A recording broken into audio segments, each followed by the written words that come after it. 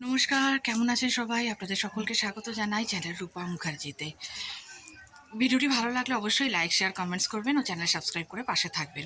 আপনারা নিশ্চয়ই শুনেছেন যে একটি বিবাদ উৎপন্ন হয়েছে যে যে বাড়িতে কুকুর থাকে বা যে বাড়িতে কুকুরকে বিস্কুট বা রুটি খাওয়ানো হয় সেই বাড়িতে ঠাকুর পুজো হয় না এবং সেই বাড়িতে কখনোই ঠাকুর এসে ভোগ গ্রহণ করেন না, প্রসাদ গ্রহণ করেন না।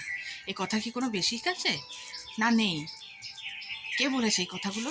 যিনি বলেছেন তার সম্ভবত কোনো বেসও নেই, বেসিক জ্ঞানও নেই। কারণ বিবেকানন্দই তো বলে গেছেন, জীবে দয়া করে যে এইজন সেইজন সেবিছে ঈশ্বর। সুতরাং জীবে দয়া যদি মানুষ না করে তো কে করবে? কুকুর তো দৌড়ে এসে কামড়াতে আসে, কোনোদিন কি শুনেছেন মানুষ দৌড়ে গিয়ে কুকুরকে কামড়ায়? কিন্তু এনারা যে কথাটা বলছেন এবারে কিন্তু সেটাই দাঁড়াচ্ছে অর্থ।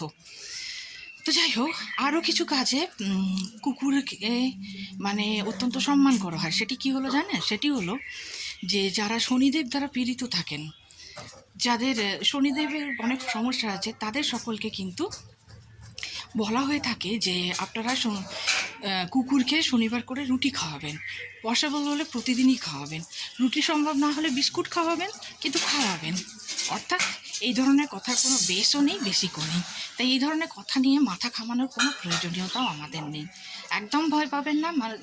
মানুষের কর্মই হচ্ছে জীবকে দয়া করা। তাই চিন্তার কোনো কারণ নেই, নিশ্চিন্তে যা করছেন করুন।